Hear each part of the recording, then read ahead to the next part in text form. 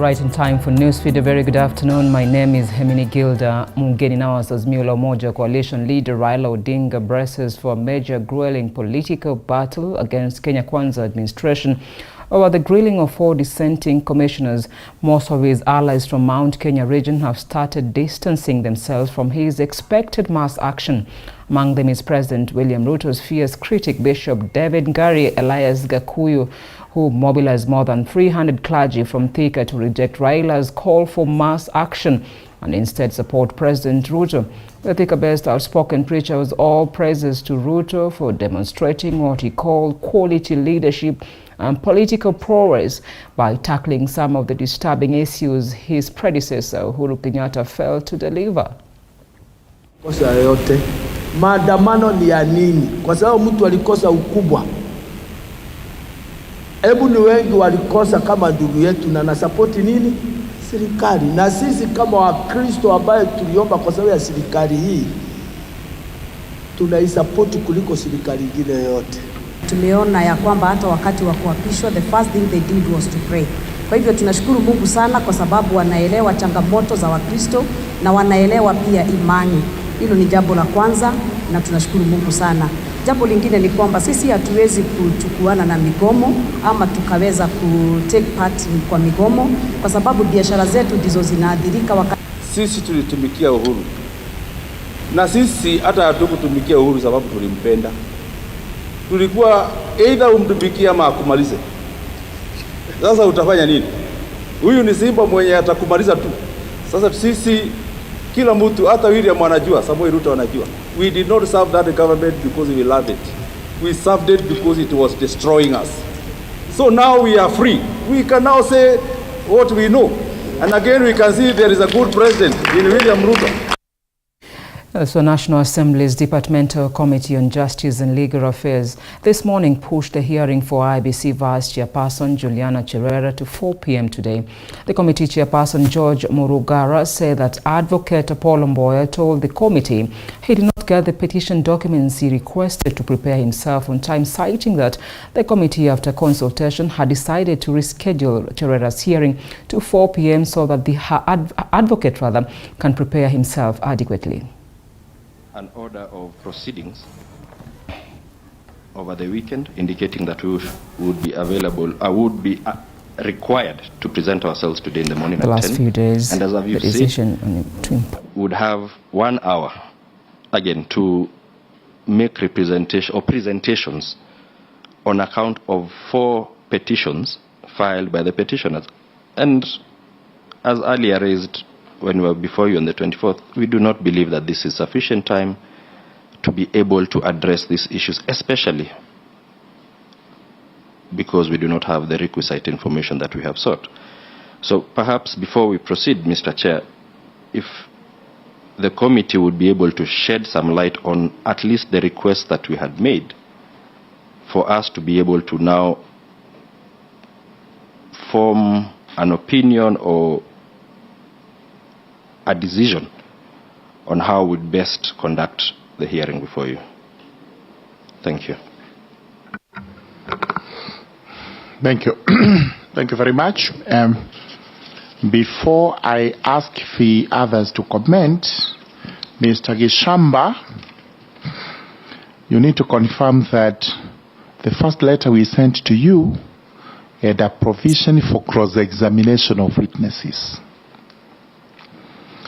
In law, that is understood to mean you have a right to call any person as a witness, but that person would be cross-examined.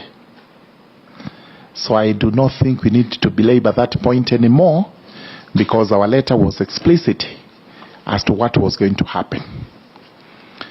As regards the time given, remember we had made a provision for you to put in responses in writing. And this is the modern practice of these days, whether in the courts, in the petitions, and everywhere else. So that you know your stuff is going to be in writing, your response is in writing, and you only be required possibly to highlight within the given period of time and pave room for cross-examination. Number 3, it's important to point out, Mr. Gishamba, that the only thing this committee has are the 4 petitions. Now, in the last few days, the debate on the importation of the genetically modified organisms, GMO, has elicited mixed reaction from Kenyans of all walks of life. There's even as the High Court of Kenya ruled against the importation of GMO maize. The National Assembly Committee on Trade met with the Managing Director of the Kenya National Trade Corporation to forge a way forward after the ruling, with members supporting the move to import GMO as a way to deal with the ongoing drought in the country. If you were to advise the cabinet, would you tell them, my dress, my choice, my food, my choice? And if you are going to develop GMO, can you explain honorary maize? We do not want to take business away from people. We are just saying, you know what, let's just take a small percentage of the deficit and then make sure that, you know, when there is no rice, I can then release 10,000 bags at a price. So the people who are holding rice because they want rice to go up, they now release their rice. Let them make a choice that rather than die, let me just buy this GMO I eat. If I survive 2 days, I mean, I'll have survived. Rather than die today because there is no maize or the food that is there is also so expensive, I can't afford it. Matters Education, and President William Ruto earlier today led other government officials to witness the administration of both KCPE and KIPSEA national examinations as the exams entered at the second day. Speaking at the Joseph Kang'ethe Primary School in Kibra area here in Nairobi, the President assured all Kenyans that security has been enhanced in all examination centers and encouraged the examination administrators to ensure there will be no cases of cheating in the examinations.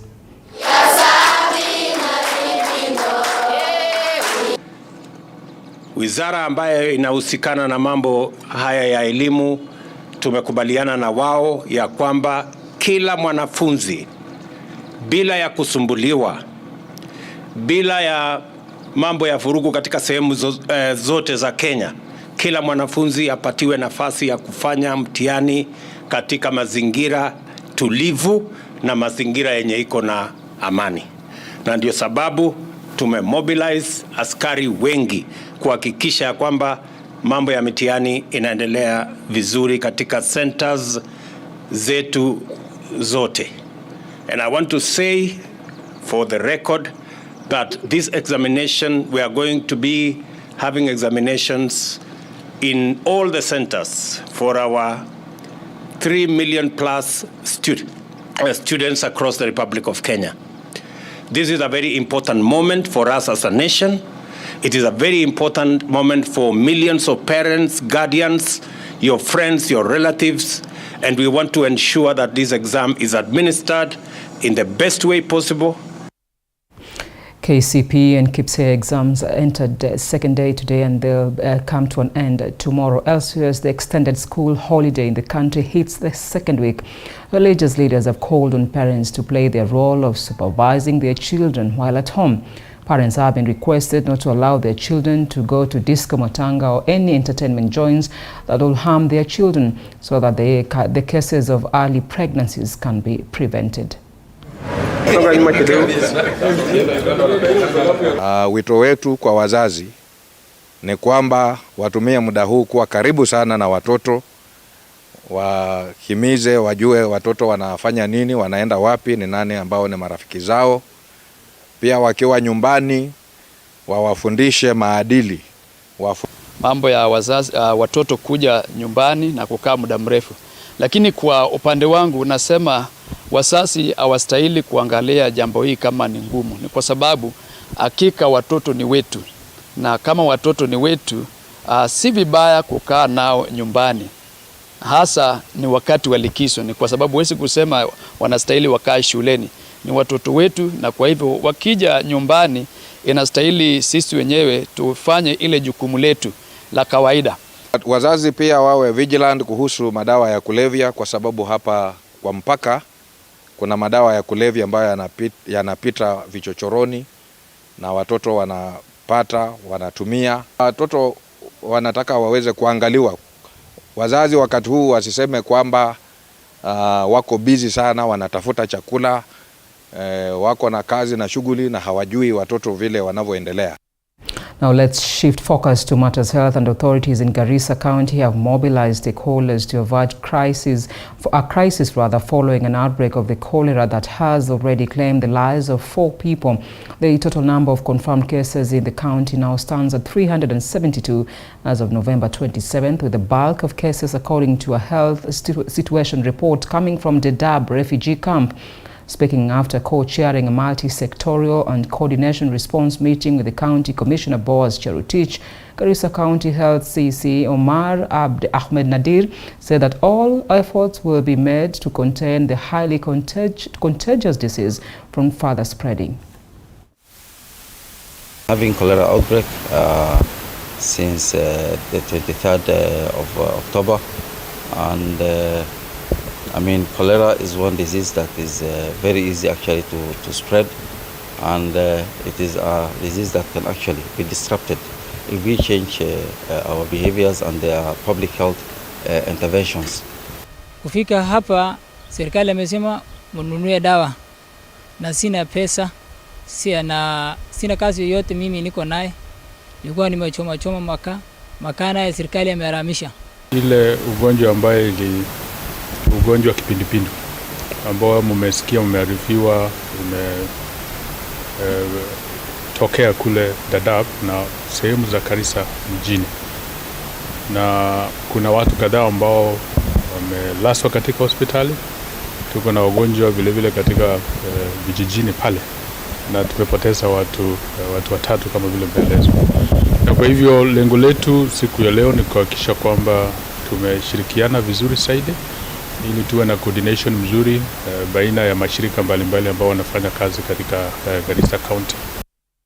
Now, human rights organizations have said that despite minimal cases of violence during the last general election, there are still reported cases of gender-based violence and inaction of police officers, which in one way affected the election. The Independent Medical Legal Unit IMLU now says that there is a need to de-escalate the simmering conflict between the National Police Service and IPOA to discourage poor policing during election period. Peter Kiama, the executive director at IMLU, now says that in regards to general policing, police behavior did not change much as human rights violation by the police increased more than last year, now calling for enhancement of accountability against officers who break the law. He cited the example of the ongoing case of an officer, Ahmed Rashid, whom he claims misused the powers he had. You look amazing and you did a brilliant job. We have also noted in this report that even though we have not documented cases of police violations related to elections, the torture, dehumanizing treatment and punishment, extrajudicial executions, and enforced disappearances by the police continued. Actually, in 2022, we have recorded more violations by the police than the last 10 years. We documented 224 cases of police violations of human rights, 75 of them being people dying in police action.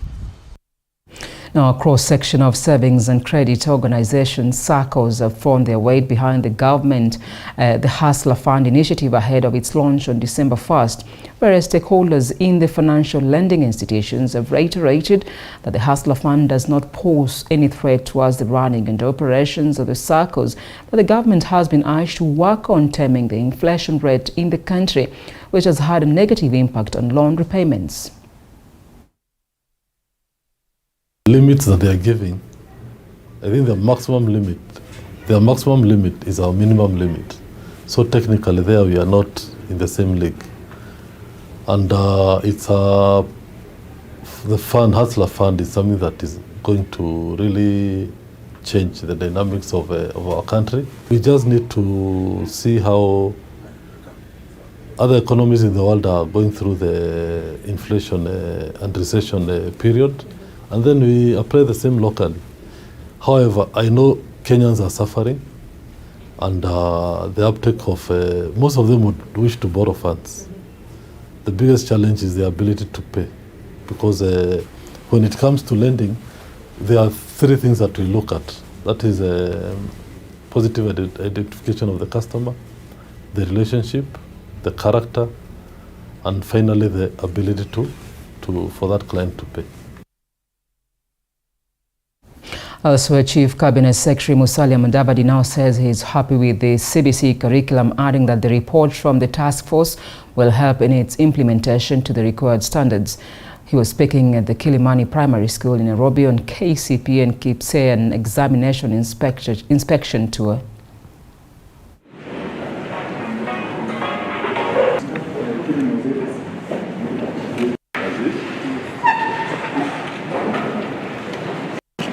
Sasa vile nimeona nadhani walimu wamejipanga, na pia kuna ile tume task force ambayo inazungumza na wataalamu na Wakenya kwa kijumla.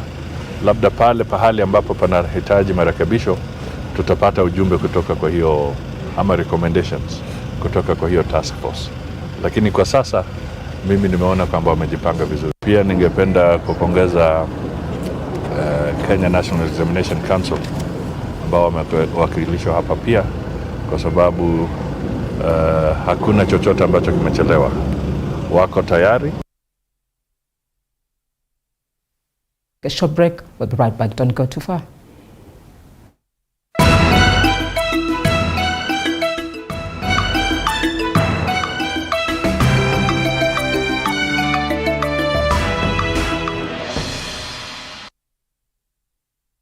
You are watching TV 47, the home of untold stories.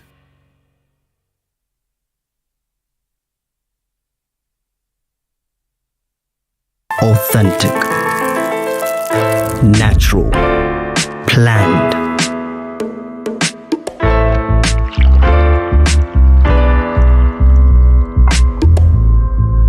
Transforming.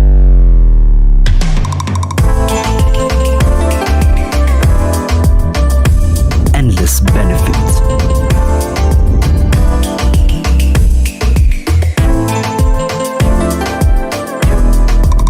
Slaty, purely Kenyan. Buy now on Jumia or Amazon. My name is the Eagle.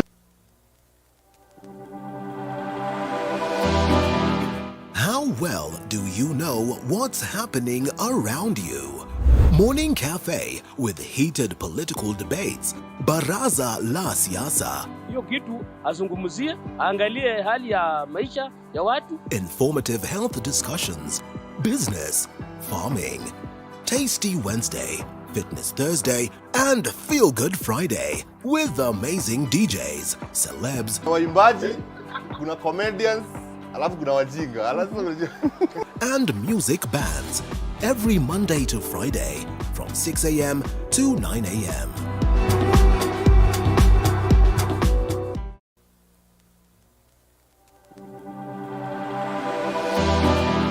How well do you know what's happening around you? Morning Cafe with heated political debates. Baraza la Siasa. Hiyo kitu azungumzie, angalie hali ya maisha ya watu. Informative health discussions. Business, farming. To curb the sale of carbon and promote the sale of mangrove in the coastal region. Environment Cabinet Secretary Soipan Tuya has said that lack of laws and regulations governing the sale of mangrove has greatly affected the trade in the region. Tuya was accompanied by Kwale County Governor Fatuma Achani during an inspection tour for various development projects in the region. Residents of Makongeni and Gasi have stated that they make 5 million annually from the trade.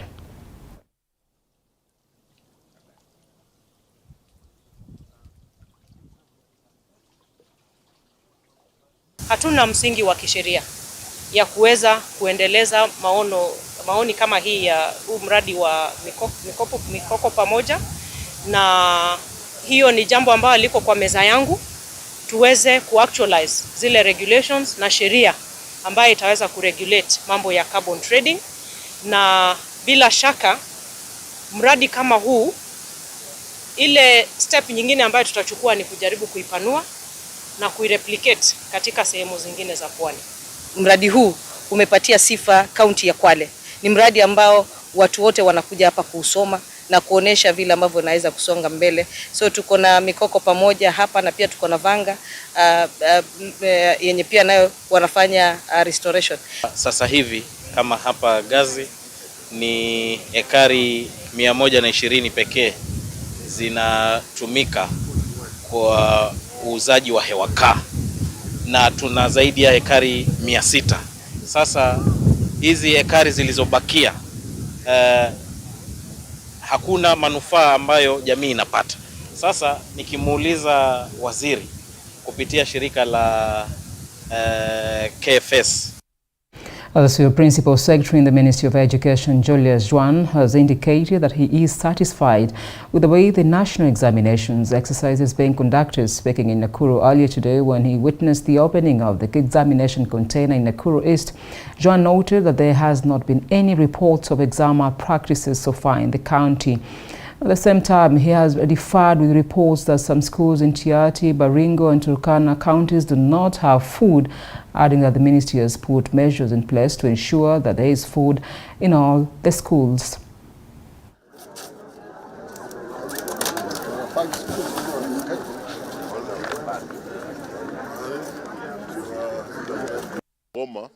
Where the scripts for 51 centers in Eldoret and 15 centers in Bungoma were not picked up. But as I clarified yesterday, those were learners who were registered immediately after grade 3, and during COVID, the schools closed. They are all private schools. We checked the scripts, the cover, most of them were 5 candidates, 6 candidates. So these centers closed down, and these learners moved on to other schools where they were able to sit their KIPSEA. So what I want to clarify is that no learner at all missed exams because a center was closed. I saw a report yesterday indicating that there were learners, teachers pleading for food in Tiaty, and I want to confirm that all the schools in Tiaty that are sitting exams have food. I called the county commissioner, we talked to the county director of education. The foods were distributed in Tiaty, and all the learners, those in low-cost boarding primary schools, are having their lunch and their dinner in the school, and those who are the scholars are having lunch in school.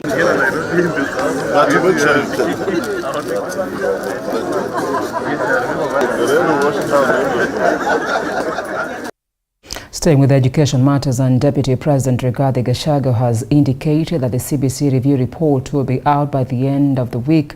Well, the President Ruto expected to receive the report on Friday. The report is expected to guide the implementation of the CBC curriculum. He also affirmed government's commitment to improve the education sector in the country. He was speaking at the Komarok Primary School during the KCP and KPSEA examination inspection tour. Prayer in Jesus' name. Done. And I want to say once again that the teaching profession is a calling. Nobody can compensate you adequately for what you do. It's a sacrifice. And that is why we are calling for respect for our teachers, because what they do is a calling. It's such a huge sacrifice. And that is why in our